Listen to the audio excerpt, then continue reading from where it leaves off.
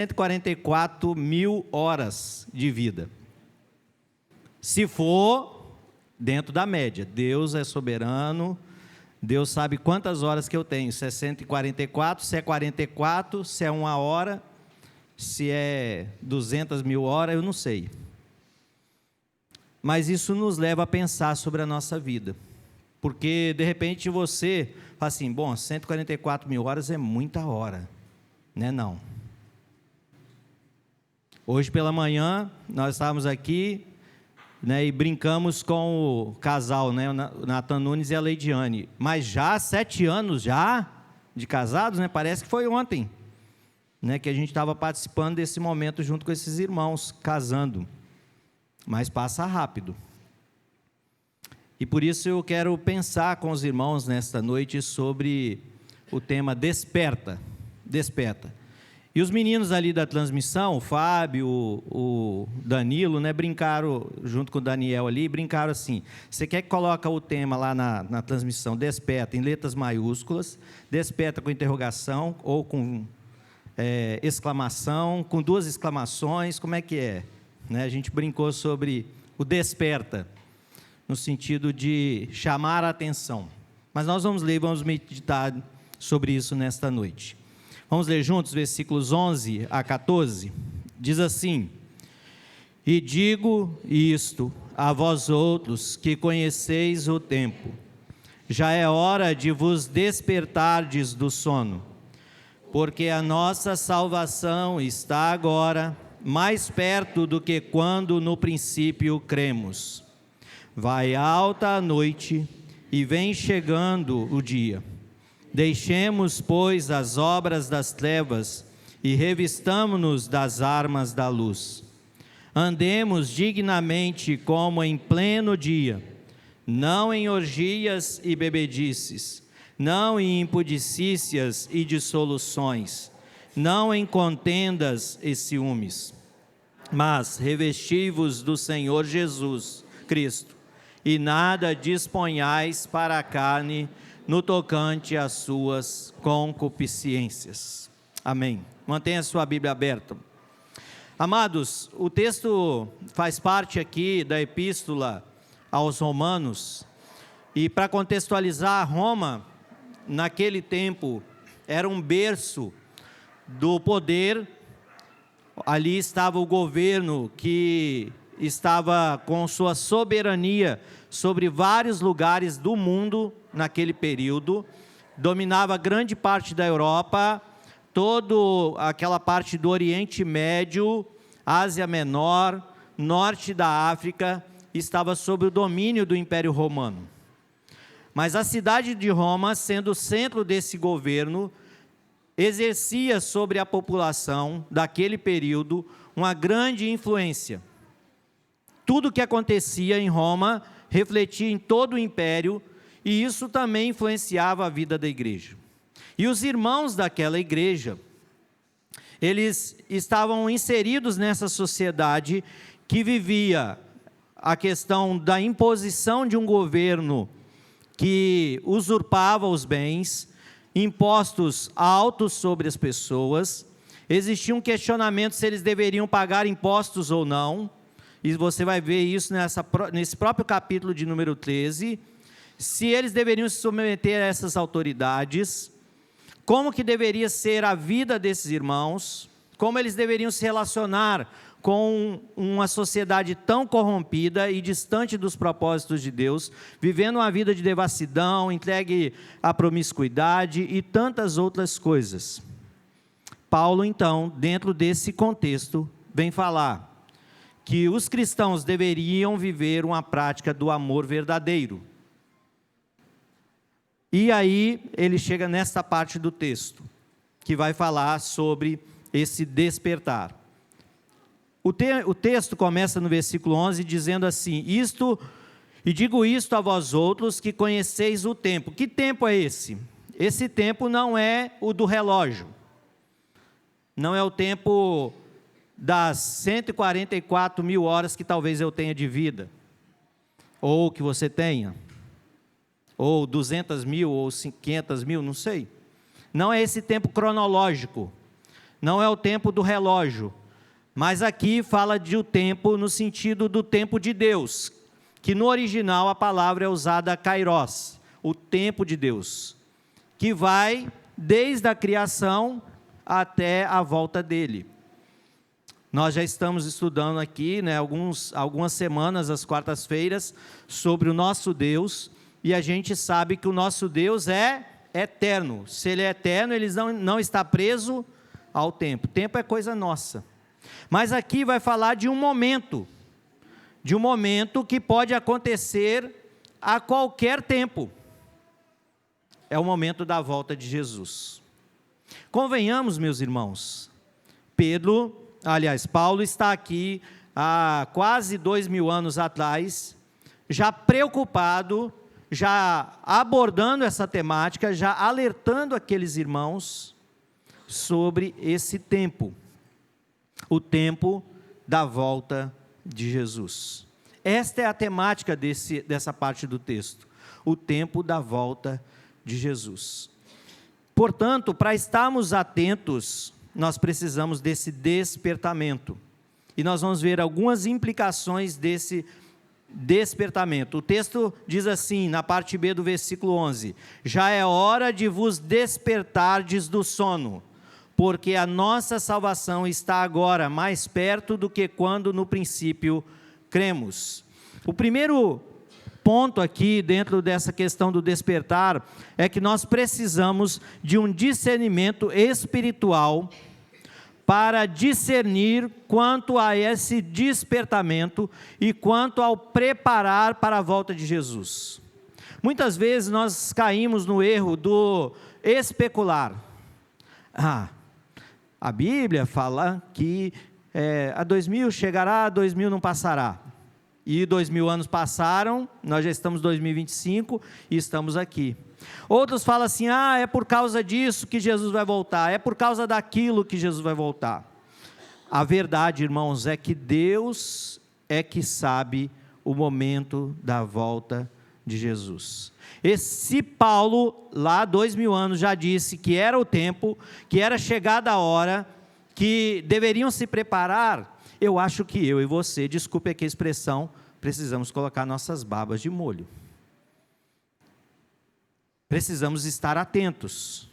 Nós precisamos estar com os nossos corações, as nossas vidas voltadas a algo que está para acontecer. É o tempo da volta. Paulo vai dizer, a nossa salvação está agora mais perto do que quando no princípio.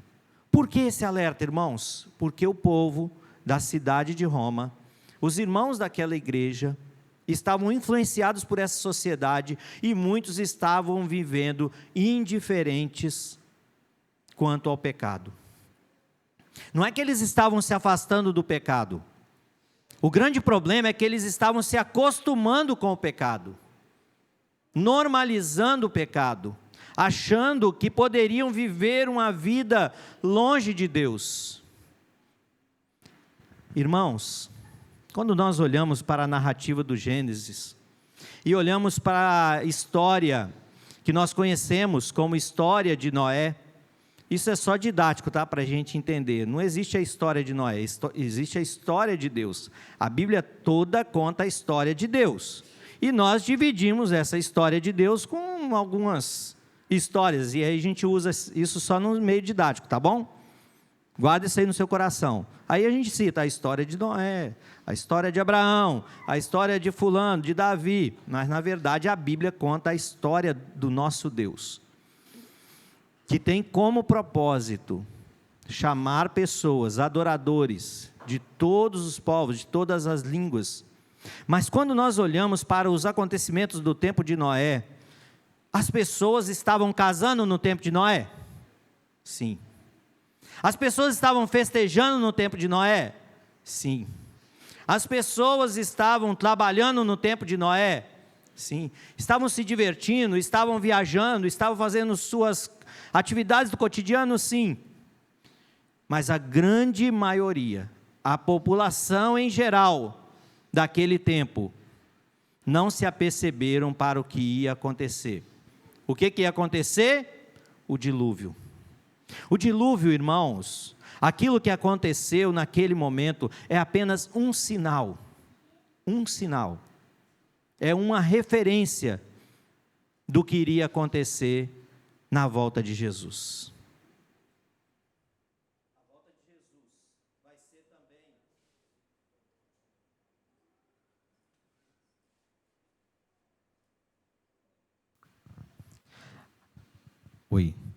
A volta de Jesus também vai ser algo que vai surpreender muitas pessoas. Muitos estarão desapercebidos.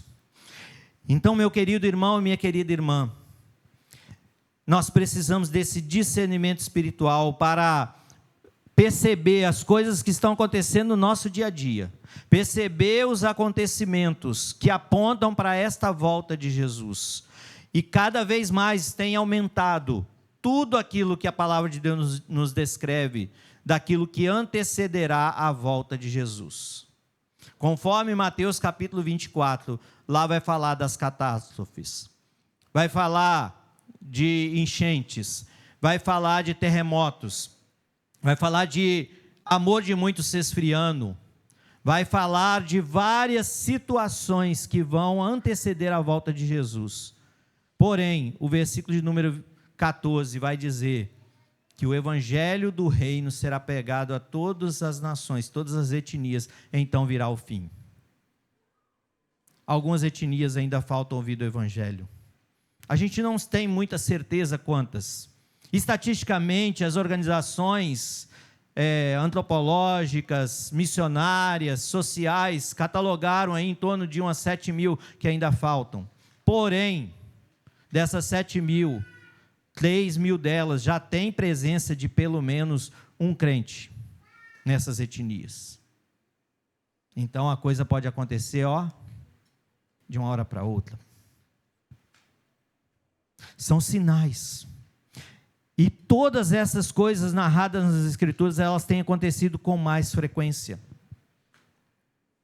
Esta semana que se passou, na segunda-feira passada, um grupo chamado ADF, que é ligado ao Estado Islâmico, invadiu uma das vilas no norte da África. As pessoas estavam ali chorando num velório pela partida de entes queridos. Mas essas pessoas cruelmente entraram e mataram quase 100 pessoas. Uma parte deles cristãos. Por quê? O amor de muitos se esfriando. Porque essas pessoas não estão temendo a Deus. Não tem temor nenhum quanto a Deus. Não existe misericórdia. Não existe bondade. Porque os seus interesses estão acima de outros interesses. Não existe a motivação de amar a Deus e amar ao próximo. Pessoas que estão vivendo sobre o engano. E nós? Eu e você? Nós já temos o conhecimento das Escrituras. Talvez, quantos de nós temos até mais do que uma Bíblia lá na nossa casa? Ontem eu estava sentado no sofá e olhando para a minha estante, e eu olhei assim, várias Bíblias. E eu fiquei pensando, quantas pessoas ao redor do mundo não têm acesso a uma Bíblia? Na sua língua, no seu idioma. Não podem ler as Escrituras, não podem participar da ceia como nós participaremos daqui a pouco, porque não sabem que Jesus veio a este mundo. Talvez elas estão vivendo até uma vida de prazeres nesse mundo, mas sem a referência de que elas estão em pecado, de que elas precisam se arrepender. Precisamos, amados, convocar pessoas a estarem realmente atentas, discernindo que o tempo é o tempo do fim. É o tempo da redenção final. É o tempo de nós estarmos despertados do sono. Meu querido irmão e irmã, até quando nós vamos ficar sonolentos? Uma coisa que eu gosto de fazer é dormir. Eu gosto. Não sei você. Um irmão aqui da igreja, não vou falar o nome, né? Mas tem um irmão daqui da igreja, há pouco tempo estava andando comigo e Délia no carro, E ele estava dizendo, está parecendo o Natan. O Natan eu posso citar, porque aí ele é filho lá em casa, né? Deita, 20 minutos de sono já está bom. Natan, se ele estiver cansado, é assim. Ontem ele estava. Acordou cedo, né, Natan? Acordou cedo, foi lá para Bairro de Fátima participar de um evento lá como representando a Sinodal de OMP. Aí veio para casa, chegou 1h quase almoçou, tirou um cochilinho, veio para a igreja, 3 horas aqui, saiu com os meninos, depois pegou um carro, foi lá para a Cruz, chegou em casa quase meia-noite. Esse pouquinho que ele dormiu, já renovou as forças. Eu não, eu preciso de tempo. Eu preciso deitar um tempo maior. Por isso que lá nas 144 mil horas, já está descontado as 8 horas de sono.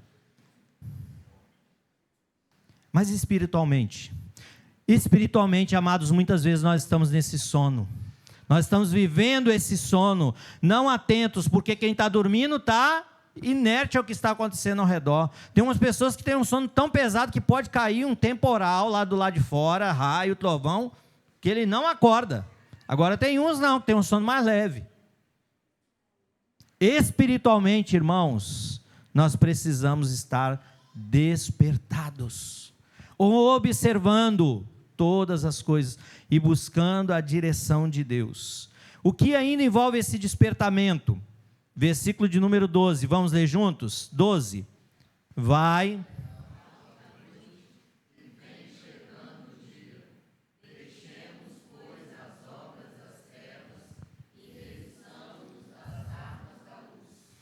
Vai alta noite, vem chegando o dia. É interessante essa ilustração que o apóstolo Paulo usa.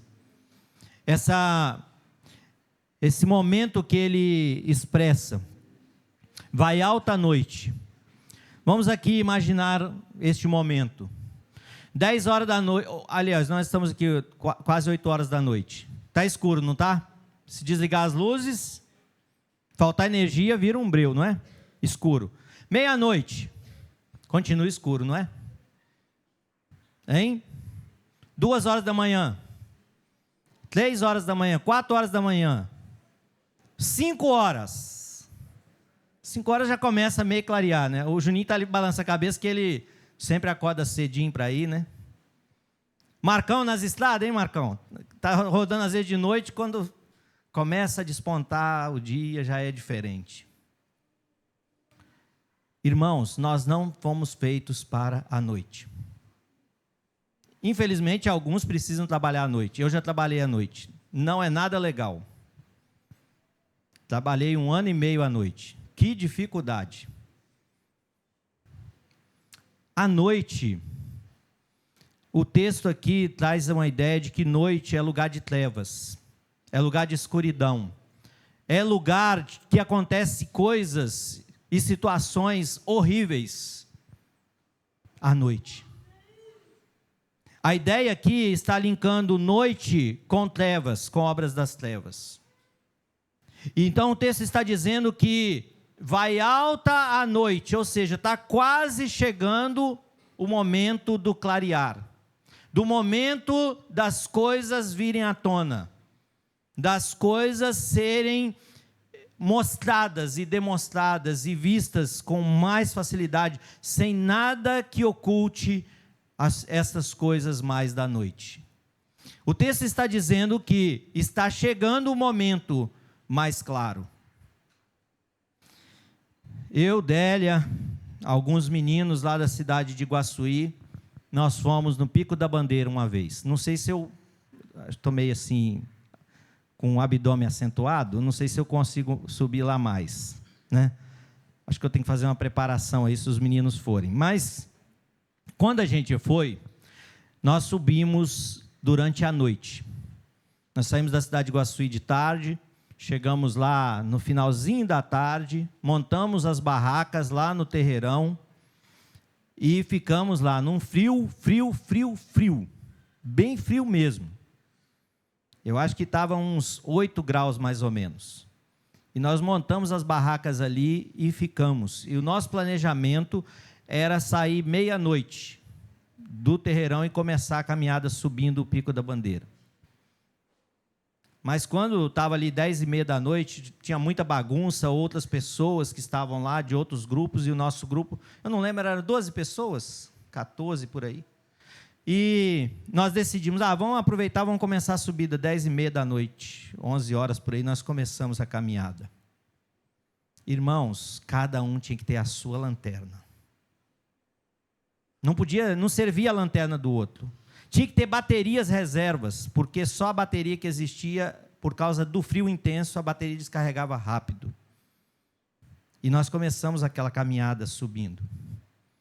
Em um determinado momento eu olhei para trás, pareciam vários vagalumes, aquela filinha de pessoas subindo a trilha para chegar lá em cima. E chegamos lá, 5 graus abaixo de zero, no alto, 4 e pouquinho da manhã.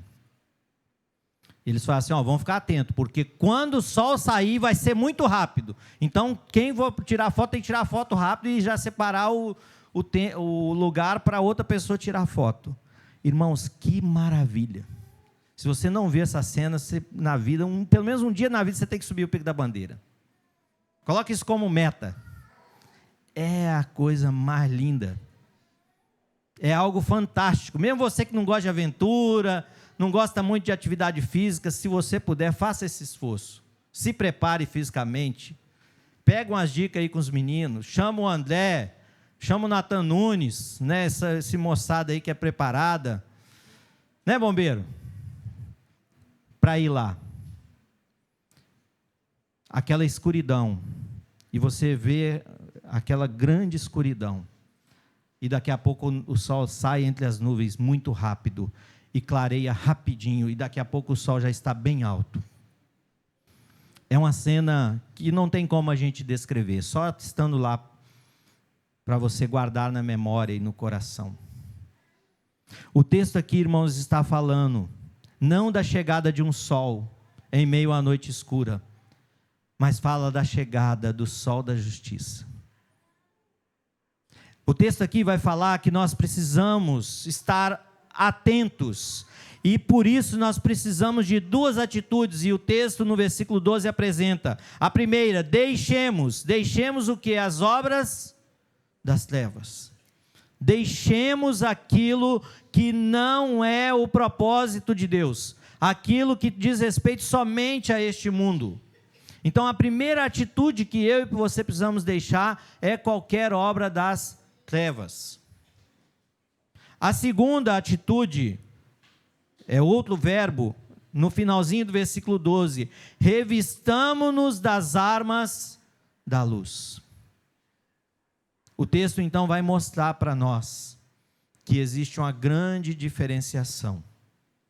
Quais são as obras das trevas? É aquilo que lá em Gálatas é chamado de obras da carne. E o texto no texto que nós lemos, no versículo de 13, vai falar de algumas delas.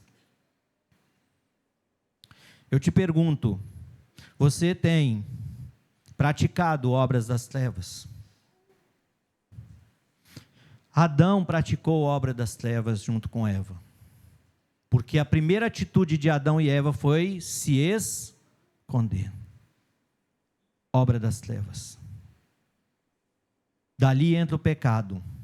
E o pecado causou todo o estrago que nós sofremos as suas consequências hoje. Mas quais são as armas da luz? É o fruto do Espírito, que deve estar presente na minha vida, e nós devemos revestirmos disso. Terceira implicação desse despertamento, vamos ler juntos o versículo de número 13. Versículo de número 13. Andemos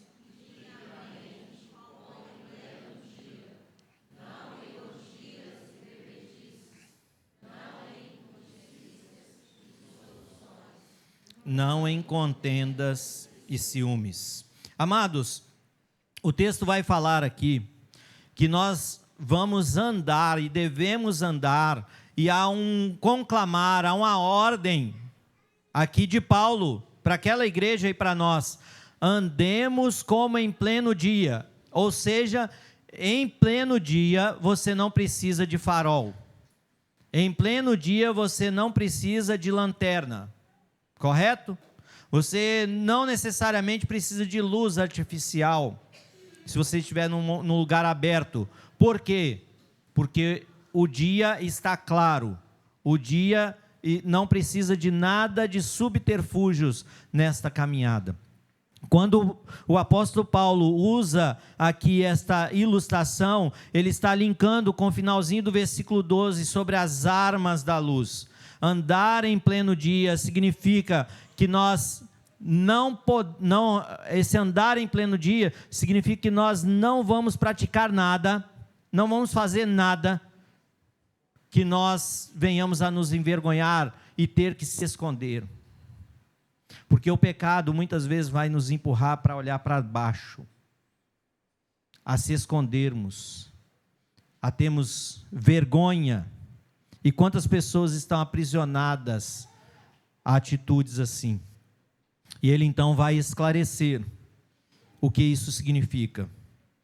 Não em orgias, bebedices, impudicícias, dissoluções, contendas e ciúmes.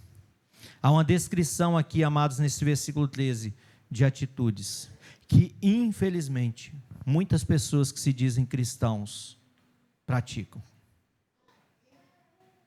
Quantos estão aí provocando brigas por qualquer coisa? Ciúmes, vivendo a vida sexual desregrada, se embebedando, provocando confusões. O mundo, irmãos, a palavra de Deus já nos diz que jaz no maligno.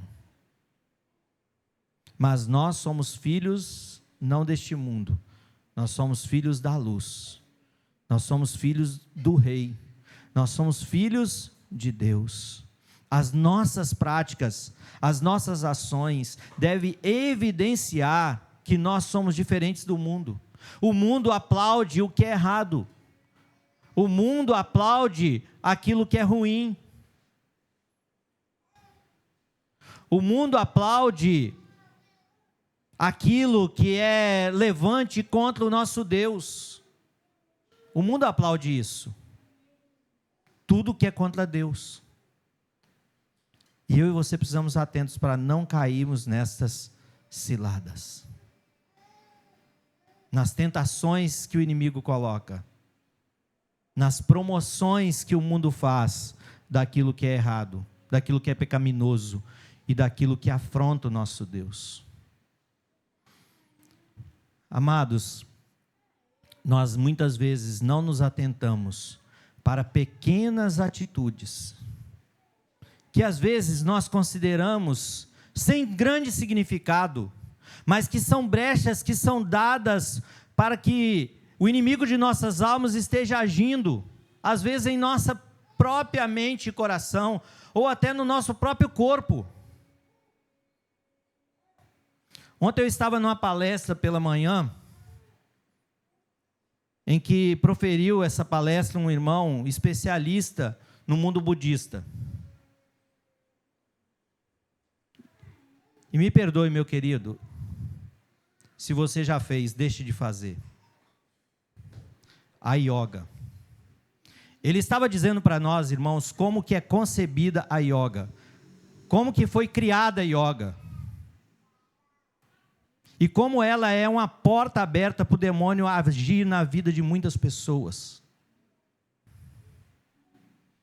O que é tido como algo bom, vai melhorar a sua concentração, você vai ficar mais zen, você vai sentir menos dores. Não é isso que a yoga prega? Um professor, irmãos, de yoga, foi convidado a dar aulas de yoga numa escola do Rio de Janeiro. E ele disse, o cara foi ético. Ele disse, yoga não é educação física. Yoga não é para ajudar o físico. Yoga tem algo espiritual. Eu não vou ensinar yoga na escola. Um cara não crente, irmão. E os crentes fazendo yoga. Estou citando um exemplo apenas. Mas quantas coisas nós vamos nos amoldando a este mundo, tomando a forma deste mundo e achando que não tem nada a ver. Daqui a pouco nós estamos em orgias. Daqui a pouco nós estamos em dissoluções. Daqui a pouco nós estamos em contendas, em ciúmes. E onde está Deus? Onde está Deus nisso tudo?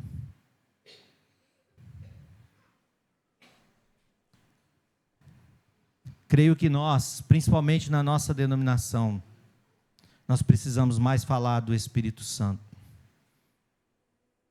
Nós precisamos falar mais de batalha espiritual, porque elas estão aí. E muitas vezes nós não nos atentamos para as ciladas que nós vamos caindo, e caímos naquela frase que a gente sempre repete: não tem nada a ver, não tem nada a ver, e nós vamos nos acostumando com o pecado. Paulo está dizendo para a igreja de Romanos, e a palavra de Deus está dizendo para nós hoje: desperta!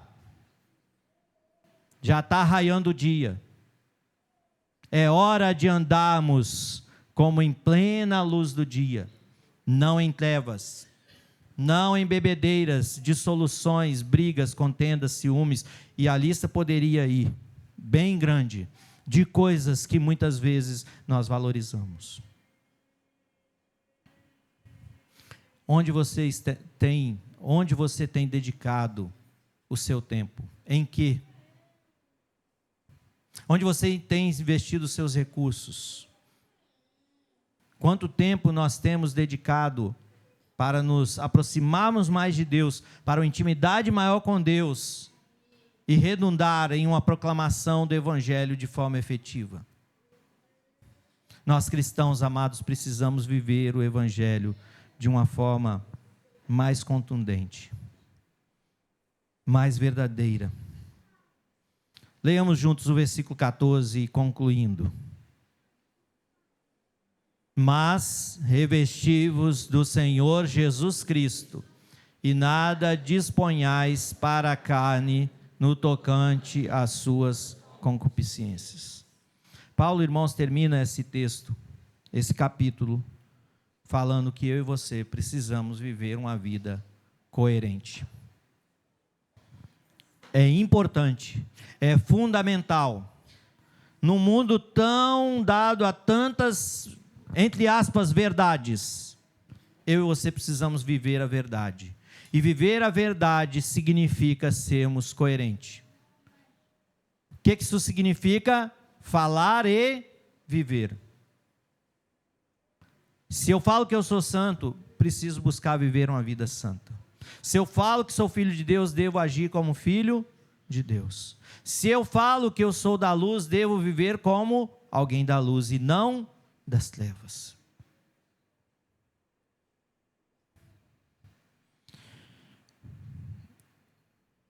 Quando nós olhamos para o cotidiano, o que as pessoas mais fazem quando elas se afastam de Deus é tentar ocultar os seus pecados.